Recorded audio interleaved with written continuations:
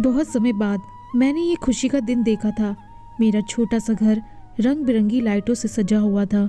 मेरी बेटी दुल्हन बनी बैठी थी। मेरा पति बीमार रहने लगा था।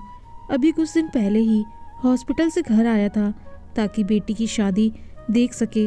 एक वक्त था जब उसकी जानदार सेहत पर लोग फख्र करते थे। वो एक पुलिस इंस्पेक्टर था।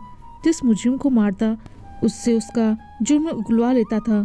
चाहे जुर्म उसने किया भी ना हो, तब भी जो वो चाहता उससे उगलवा लेता था। लेकिन अब बिल्कुल सूखकर कांटा सा हो चुका था। चलता तो सांस फूलने लगती थी। वो काफ़ी समय से हॉस्पिटल में भी एडमिट था, लेकिन बस बेटी की शादी पर मेरा बेटा उसे सहारा देकर ले आया। सारी तैयारी मैंने और मेरे बेटे ने की थी। लड़के की माँ बाप जिंदा ना थे, बस एक बड़ी बहन थी जो बहुत अच्छे स्वभाव की थी। मैंने उसे साफ कह दिया था कि मैं अपनी बच्ची को कोई भी जेवर नहीं पहना सकती। मेरे पास ऐसा कुछ नहीं है। वो अच्छी आदत की थी।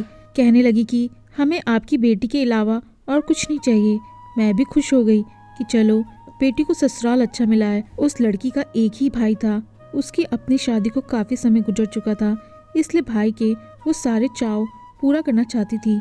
अभी बारात नहीं आई थी, आने वाली थी, जब मेरे पति ने एक लाल रंग का मखमली डब्बा मुझे पकड़ाया। उसके हाथ पूरी तरह से कपकपा रहे थे। कहने लगा कि ये मेरी तरफ से मेरी बच्ची को दे देना। मैंने कहा ये क्या है? कहने लगा सोने का सेट है और भगवान के लिए इनकार मत करना। जितना वो बीमार था उसे देखते हुए मैंने खामोशी से वो सेट रख लिया। कुछ ही देर में बारात आ चुकी थी।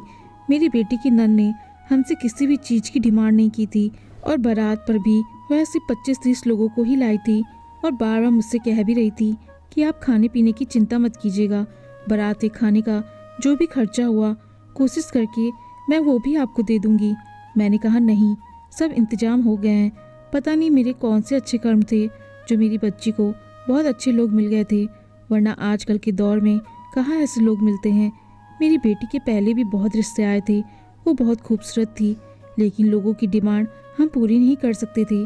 दहेज के नाम पर जो जो डिमांड्स हमसे की जाती थी वो हम माँ बेटा पूरा नहीं कर सकते थे, क्योंकि बेटे की आधी सैलरी बाप की बीमारी पर लग जाती थी। फिर बढ़ती हुई महंगाई ने कमर तोड़कर रख दी थी। जायज़ तरीके से कमाना बहुत मुश्किल हो गया था। उस पर रिश्ते वालों की नखरे देखकर मैं तो परेशान सी हो गई थी कि ना जाने मेरी बेटी का घर बसेगा भी या नहीं। लेकिन भला हो इस लड़की का जिसने दहेज के नाम पर एक चीज़ नहीं मांगी थी। लड़का भी अच्छी शक्ल सूरत का था और अच्छा कमाता था। मैं तो भगवान का धन्यवाद कर रही थी कि भगवान ने मेरी सुन ली। बारात पहुंच चुकी थी, मगर जैसे ही फेरे होने का समय आया तो मेरा पति मुझसे कहने लगा कि पहले मेरी बेटी को वो सोने का सेट पहना दो।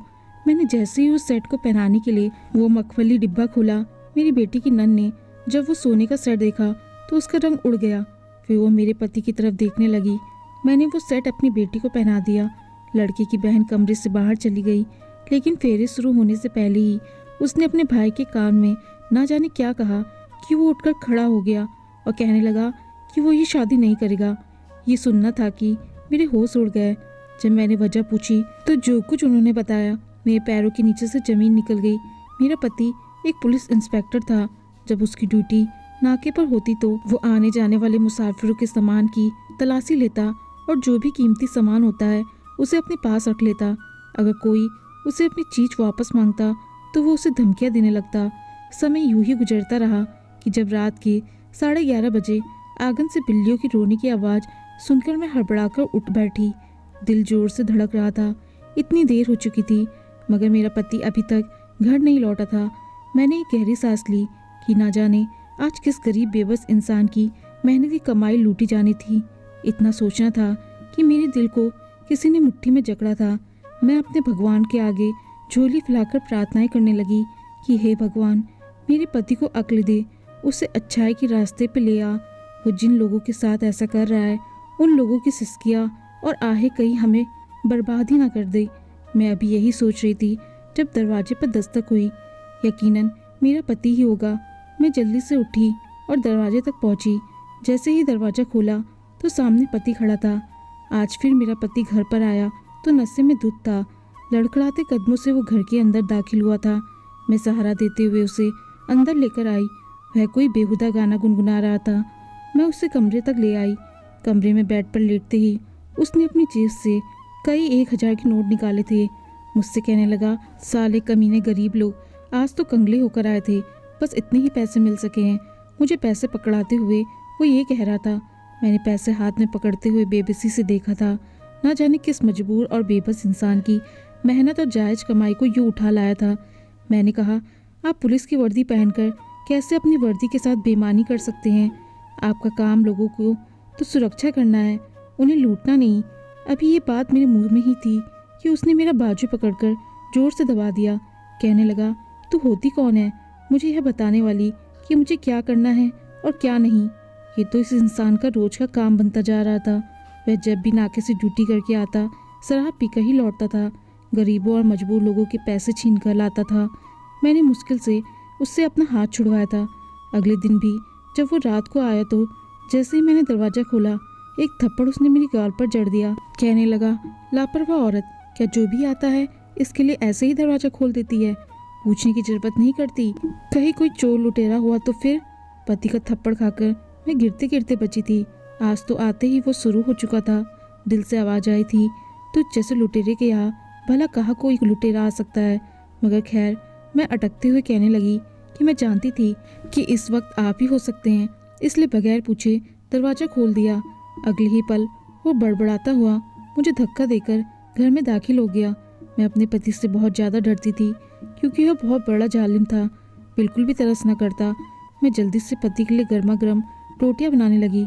जब खाना लेकर आई तो वो अपने सामने बिस्तर पर 500 के कई नोट इकट्ठा करके रखे हुए था। वही इसने एक सोने की पतली सी चैन भी ला रखी थी।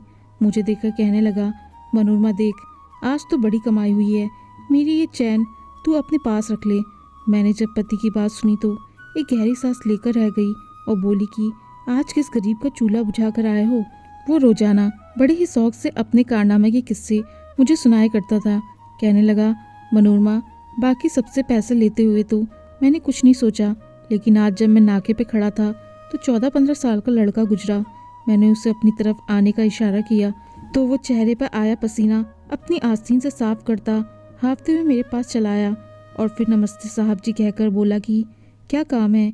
ये सुनकर मैंने उसकी जेबें टटोलना शुरू कर दी, जिनसे 50 और 100 के कुछ नोट निकले। मैंने उससे वो पैसे छीन लिए और फिर बोला कि चल ये अब मेरे हैं। वो फौरन हाथ जोड़े मासूम सी शक्ल बनाकर कहने लगा, साहब जी ऐसा ना करिए, ये बड़ा जुल्म है जी मुझ पर।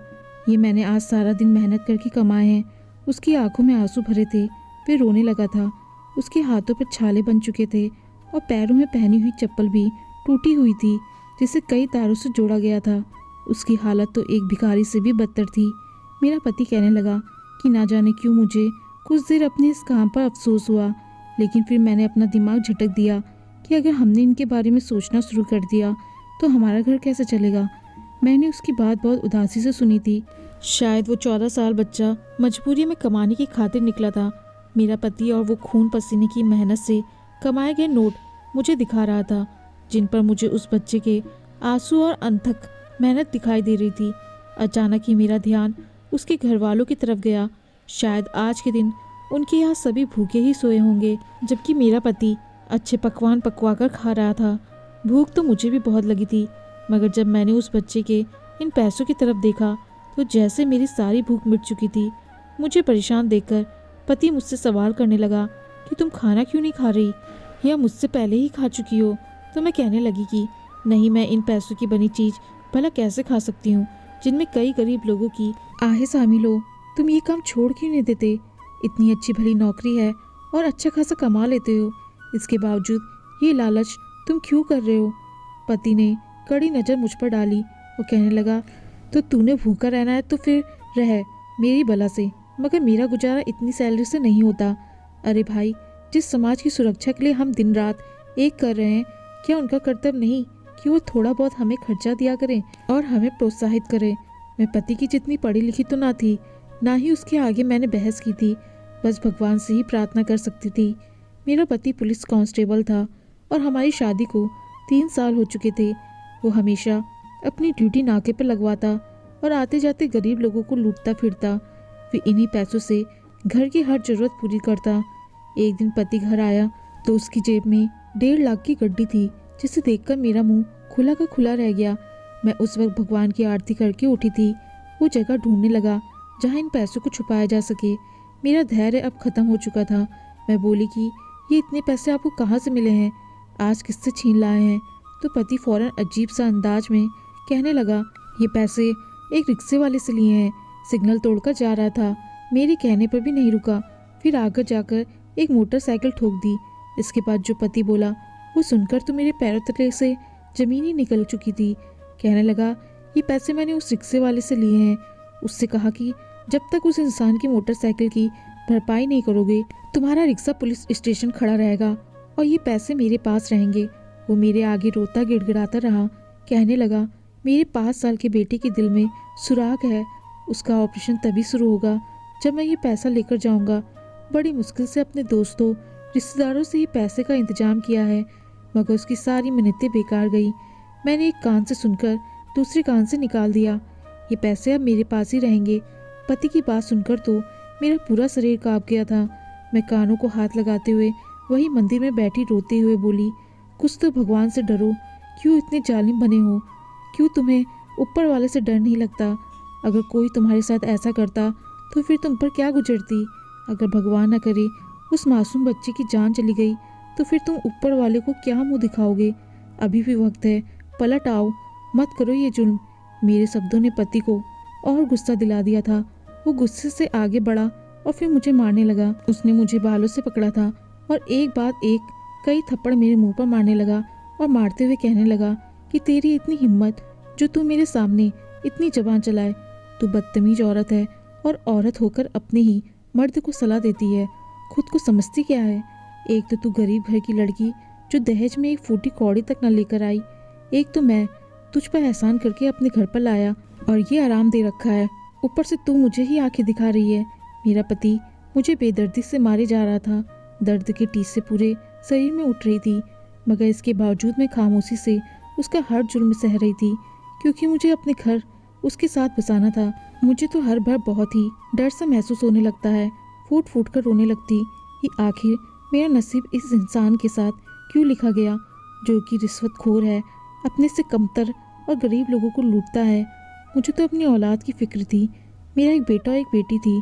मैं अक्सर उन्हें देखकर मारे खौफ के डर से जाती थी कि अगर भगवान न करे किसी दिन मेरे पति के किए गए हर पाप की सजा मेरे बच्चों को मिल गई तो फिर क्या होगा? मेरे बच्चों की तो जिंदगियां ही खराब हो जाएंगी। मगर मेरे पति को कहाँ इन सब की चिंता थी। उसका तो काम ही सिर्फ लोगों को लूटना था और घर आकर मुझे मारना था। दिन ब दिन उसकी क्रूरता बढ़ती ही चली जा रही थी। एक दिन उसने हर हद पार कर दी।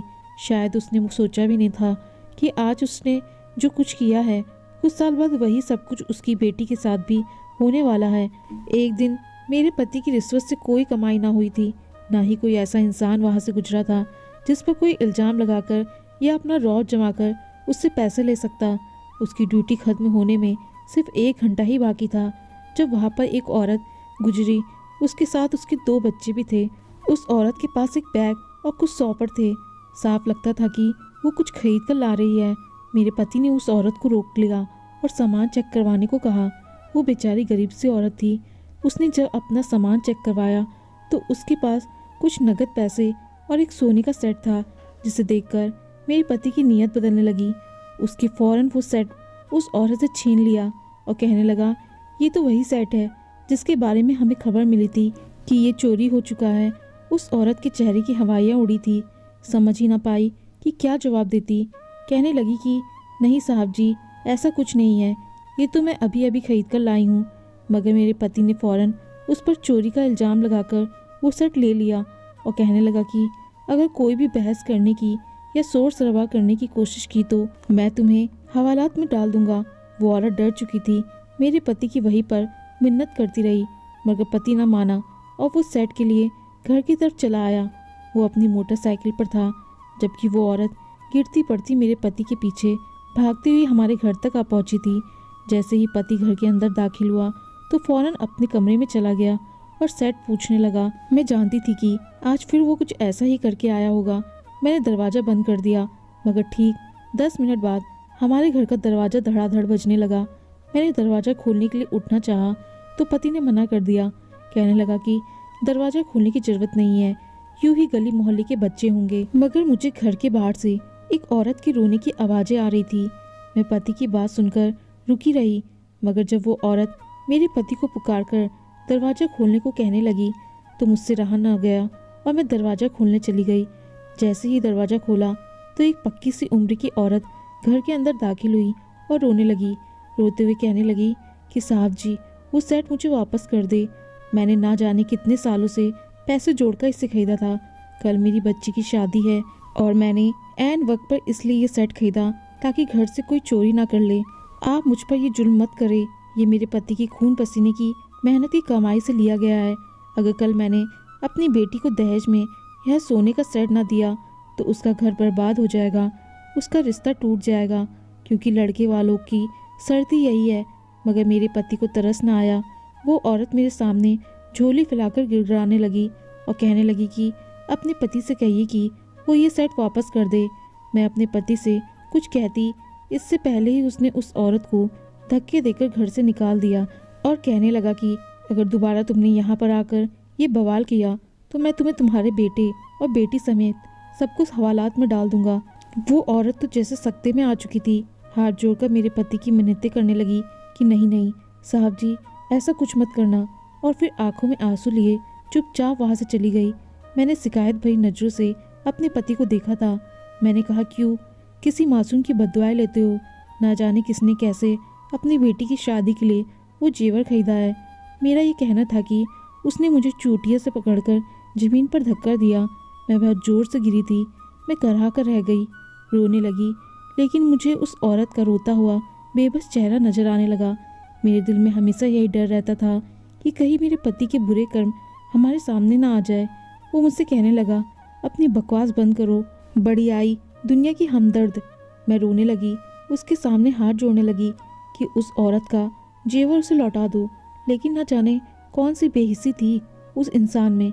शायद वो नाजायज़ माल था जो लोगों का लेकर खाता था, जिसने उसके दिल को इस कदर सख्त कर दिया था कि वो कुछ भी सुनने को तैयार ना था। वक्त गुजरने लगा था। मेरे 2 बच्चे थे, एक बेटी और एक बेटा था। बेटा बेटी से 1 साल ही बड़ा था। जैसे ही बेटी ने पढ़ाई पूरी की, मेरे पति ने कहा कि वह भी पुलिस की लाइन ज्वाइन कर ले, लेकिन मैंने इनकार कर दिया। बेटे ने भी मना कर दिया। उसे एक कंपनी में जॉब मिल गई। मेरा पति बीमार रहने लगा था, इसलिए उसकी पुलिस की नौकरी भी छूट गई। बहुत समय बाद मेरे घर खुशियाँ आई थी जो मेरे पति की करतूत की वजह से बर्बाद होने जा रही थी। मेरा दामाद और उसकी बहन उसी औरत के बच्चे थे जिसका सोने का सेट मेरे पति ने उस औरत से छीना था, और वो रोती मिन्नतें करती रही थी। वो लड़का कहने लगा, इस इंसान की वजह से मेरी माँ मर गई, मेरी बहन का रिश्ता खत्म हो गया, हम दोनों बहन भाई बेसहारा रह गए। मेरी बहन ने नौकरी शुरू कर दी, मुझे शिक्षा दिलवाई। फिर एक अच्छे इंसान से बहन की शादी हुई जिसने बहन के साथ मुझे भी सहारा दिया, और आज वही जेवर ये इंसान अपनी बेटी को देना चाहता है ताकि उसकी बेटी इज्जत से अपने ससुराल में रह सके। इस इंसान की वजह से मेरी बहन का घर बसने से पहले ही बर्बाद हो गया था। मैं इसकी बेटी का घर भी बसने नहीं दूंगा, बारात वापस ले जाऊंगा। यह सुनकर मैं रोने लगी थी। मैंने उस लड़के से कहा कि इसमें ना मेरा कसूर है ना मेरी बेटी का, तुम ये सेट रख लो। मैं उस वक्त भी अपने पति से यही कहती रही थी कि ये जिसका है इसे लौटा दे। मैंने कभी अपने पति की गलत बात पर सर नहीं झुकाया, हमेशा इसे जुर्म ज्यादती से रोका। भगवान के लिए मेरी बच्ची के साथ ये जुर्म मत करो। मेरा पति पिछले 4 साल से बीमार है, इसे अपने किए की सज़ा मिल रही है, लेकिन मेरी बच्ची बेकसूर है। मैं अपने दामाद के पैरों में बैठकर रोने लगी। मेरी बेटी की नंद मेरे पास आई और मुझे उठाकर गले से लगा लिया। कहने लगी, आप चिंता ना करें, मेरा भाई आपकी बेटी से शादी कर लेगा, लेकिन ये सोने का सेट हमें नहीं चाहिए क्योंकि ये हमें हमारा बुरे समय याद दिलाएगा। उसने अपने भाई को समझाया कि जिसका कसूर था उसकी हालत तुम्हारे सामने है, वो आज खुद अपाहिज हो चुका है, इसलिए तुम अब इसकी बेटी पर जुल्म ना करो। मेरी बेटी की शादी हो चुकी थी, वो विदा होकर अपने घर चली गई। मेरा पति बहुत रो रहा था, अपने पापों की माफ़ी मांग रहा था। मैंने वो जेवर उसके पास ही फेंक दिया कि ये वो अपने पास रख ले, जिसने 2 घरों को बर्बाद करके रख दिया। नाजायज़ पैसा कमाना आसान है, लेकिन इसका दुष्परिणाम सहना कठिन है। दोस्तों, आपको कहानी पसंद आई हो तो लाइक शेयर और कमेंट जरूर करें, और चैनल पर नए आए हैं तो चैनल को सब्सक्राइब करना ना भूलें। धन्यवाद।